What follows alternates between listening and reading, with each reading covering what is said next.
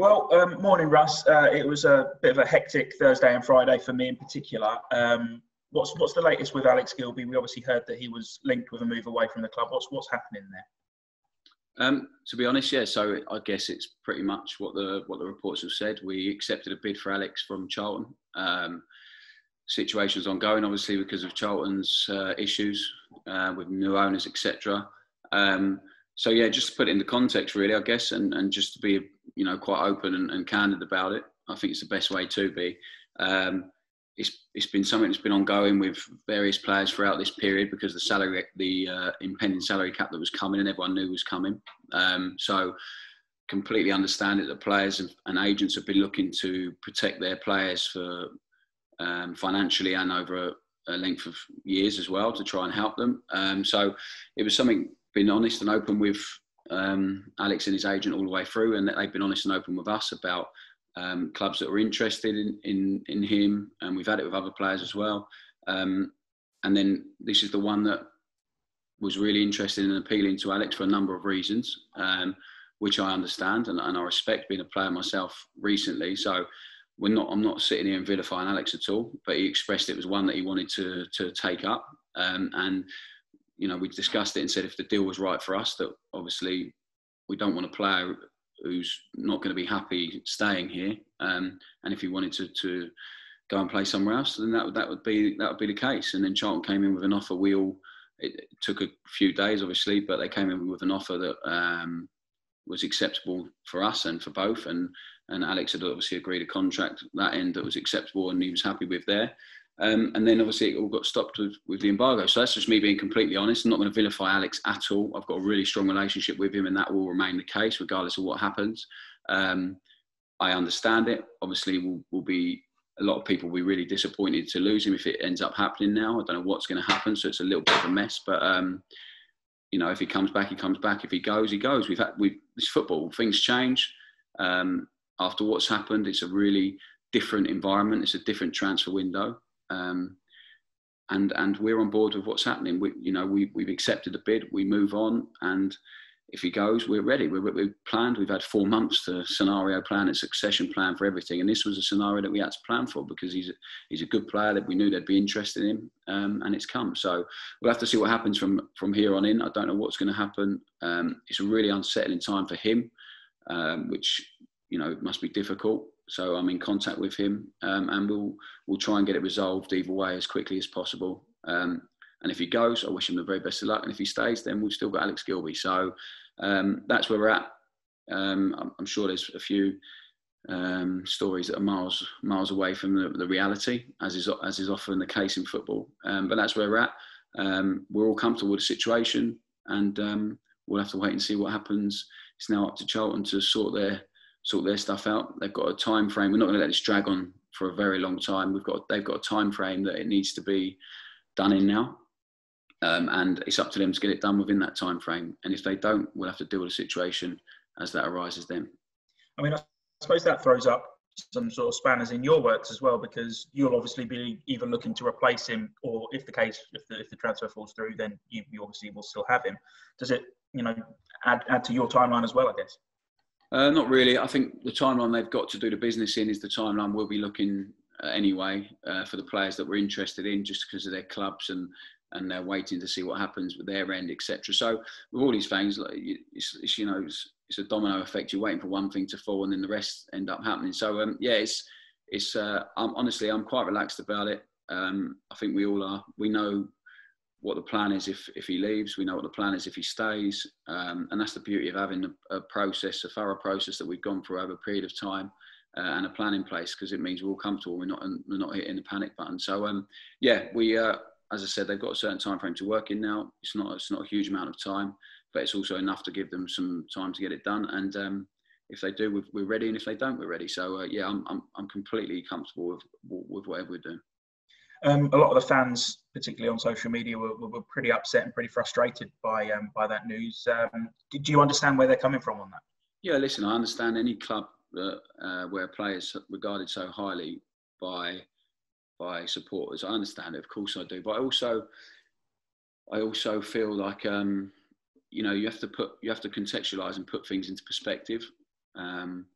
it's not him forcing a move out or anything like that. It's not us taking a low sum of money which has been suggested. It's something that suits everyone in terms of if a player wants to go, and he's not kicking the door down and spitting his dummy out, but if someone expresses a desire to leave and they want to protect themselves and their family, and they've got something that is, they feel is a lot better for them. I don't want players here that are unhappy. I don't want players that don't want to be here, and it's going to be tough. If he ends up coming back, I know he'll be switched on and he'll be ready and committed, but it will take time. It will take time to get over what's happened. So we'll have to wait and see what happens. But of course I understand it. But what I would say as well is, you have to trust that we're ready for this, and we planned for this, and not just Alex. If anyone goes, we're planned and we're ready to go on whatever happens. So we don't need to sell him. This is not the chairman or Andy saying we don't need to do that financially. We're in a really strong position compared to a lot of other clubs. And as always, Andy and the chairman have been brilliant in terms of the way they've helped handle the situation, dealt with the situation, and got a deal that they think is acceptable for the football club, that we all think is acceptable for the football club. So, there's nothing cloak and dagger. I understand people's frustration, but you'd like to think that once the dust settles, if he ends up moving on, once the dust settles and we play the first game, whoever comes in, they'll be fully on board and they'll see that we've been ready and there's been a plan in place. And no football player is indispensable. I found that out when I played, when I spent a long time at a football club. And no footballer is irreplaceable. No footballer is indispensable. Perhaps unless you're Lionel Messi. But so that's where we're at, and it is what it is, and we'll have to wait and see what happens. Of course, money from the sale would be useful for you, wouldn't it? It would help you certainly go and find a replacement. Yeah, I think so, and I think the chairman and Andy have been honest about that. Anything that comes in will be used in terms of for the football budget. But yeah, as I said, we're planned for all that in terms of budget scenarios, what we can do with the money, what we can't. So we'll just have to wait and see. Now I'm really relaxed about it. I'm just looking forward to another really good week of training with the guys, and we'll see what comes of that. You mentioned the budget cap earlier in the interview. What does it mean for your playing squad at the moment? Well, the guys have all got this year and next year left. It doesn't, obviously, it means they're capped at a certain level, so it doesn't really matter what we do with that at the moment. But in terms of us, no, it just means we're just going to have to. I think it's the same for everyone, though, isn't it? So players and agents, it will realign expectations. It will it'll be a wake up call to a lot of players and a lot of agents. Because of obviously player. Until recently, the PFA have got real issues with what's gone on. So I'm sure there'll be some legal wranglings over the legality of what the EFL have decided, what the clubs have voted for. Because obviously players will fight hard for their rights in terms of what they can earn, their earning potential. So again, what does it mean for us? We've planned for the salary cap. We've planned for beyond that. We've done a lot of work with Andy Cullen, Liam Sweeten, the head of recruitment, and the chairman. Loads of meetings over this period of time because we obviously felt the salary cap would come in, it would be voted for. So we're ready for that as a football club. We all the business we are prepared to do or hoping to do will come within that. So we're fine. It is what it is. I'm sure everyone's got their own opinion on it. I feel personally that maybe could have taken a little bit more time over it, but it is what it is, and they've decided that. And after what's happened the last 4 or 5 months, hopefully the intention of it was to make clubs more sustainable and to make sure that they're protected longer term. And now we'll have to see how it all pans out and how it ends up working. Do you think it might promote a bit more of a level playing field in League One? Yeah, well, I think if I'm sitting here as if I was sitting here as a Sunderland manager, I'd probably say something different because when you look at it in the harsh light of day and say, well, Sunderland will have the same budget as someone like Accrington Stanley or Rochdale, no disrespect to them clubs just in terms of size and fan base, then they could argue it's a little bit unfair probably. I think what it does is it probably places a lot of emphasis, maybe not this year, it's a bit of a transition year, but if it kicks in and it stays, then it places a real emphasis on good coaching and really shrewd recruitment. So clubs are going to have to be really on their A game to make sure they're ready and prepared to take that on. Speaking of shrewd recruitment, Richard Keogh, he's certainly comes with a wealth of experience and should be massive in your defence. Yeah, I think so. I think he will be huge for us on and off the pitch. There's no doubt about it. Big character, big leader, top player. He's returning back to fitness, so we might not get him from the very start of the season. We won't get him from the very start, but I'm absolutely delighted to bring him in. He's going to be a really big signing for us. I know it, and so I put so much hard work into bringing him here. And I'm just delighted. He's so excited and happy to be here, and just he's so hungry to take on the challenge. I think with older players coming, he's not towards the end. He's had 10 months out, which I think he'll end up getting back to the amount of hard work he's put in. But some older players who are getting towards the end of a career, they're just looking to sign somewhere to keep them ticking over, or just to maybe earn another year's money. This is not the case with Richard. He turned down more money elsewhere. He's excited by the challenge. He's so hungry to prove he's still there and still a top player. So I'm really excited by it. His mentality, what he's come in with already, makes me even more excited for what comes ahead in the season. And he'll be huge for our younger players. He'll be massive. So I'm really looking forward to him getting going and getting fully integrated into the squad. Were you expecting any more in this week? Well, I think we're hoping Laurie Walker will get sorted this week, and he plays a really important part in our squad. If I'm honest, he's great in training every day. Professionalism, superb. Really good guy. The lads, real mutual respect within the group. So hopefully he'll get done. And then after that, we're still working on loads of things, and it's just I don't know when they're going to drop and when they're going to land. But hopefully we'll see some more bodies in the next few weeks. What about the guys who we spoke about last week, still out of contract, the likes of Callum Britton and Joe Walsh and Joe Mason? What's the situation with them? Yeah, so still on go. I mean, if I'm being honest, Joe Walsh will move on. So I had a chat with him and his agent, and they're exploring other options still. So the timeline has gone on that one, and I wish Joe all the very best. He's been a top servant for the football club. I love him as a lad, but it's just, he's decided to move on, which is fine, completely fine. Have to respect that. As I said, we're ready for that. It's no problem. And with Joe and with Joe especially, it's talks are still ongoing. And with Callum, he actually came in and we had a really good chat on Friday. And so we'll have to wait and see what happens with Callum. He has a very good player. We expected there to be interest, and there is in Callum, but we'll have to wait and see because, as I said, we don't need to sell anyone, and we don't need to. So we'll have to wait and see with Callum. I'm still hopeful he'll be back with us. As I said, we're prepared if he doesn't come back, and the same with Joe. So hopefully that'll be, especially with Joe, will be resolved within the next week. Hopefully, because we want the players back. We want them doing our work. We want them getting going. We don't want them to miss too much of pre-season. So, but yeah, with Walsh, I wish him all the best. He's, as I said, great lad, great guy. One player who I think might benefit from, a few more openings up in the defence is Regan Paul. I mean, we saw him have some great games last season, but he was sort of in and out of the team, a bit like Bailey Cargill. It's a massive season coming up for him, isn't it? Yeah, really, really big. Yeah, Riggs, I thought, done great at times last year. Obviously played a couple of positions as well. He is someone who exemplifies everything you want in a professional, in a day-to-day, the way he trains, mentality, attitude, the way he's come back physically, incredible. Seriously fit, seriously athletic, and now it's about maximising what he has. I think it's about him fine-tuning and making sure he knows what he's best at and really working on that. So yeah, never ever a problem with Regan. Absolute pleasure to work with him. Everything he takes on, he embraces. He hits head on. Gives everything he's got. And I feel the ceiling's really high with Regan. We just need to make sure he knows what he is and what he's going to be best at for his career. I think he's been victim of playing 3 or 4 positions at different times and getting a move really early on, and then so he's found somewhere. He feels really settled. He feels really happy, and I'm hoping we can maximise Regan this year, because if we do, he's a really good player. It feels like, from my perspective anyway, that you're setting up almost to have a back three with wing backs. Am I thinking potentially too much into this at the moment?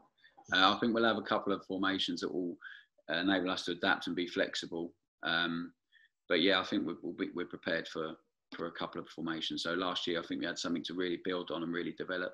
And a back three is something that I like, and we've had before. Obviously, it'll be done differently to that, but it's something we will we will probably work on a little bit over the pre-season, and we'll see. And but yeah, we'll have a couple, and we'll be ready for whatever comes.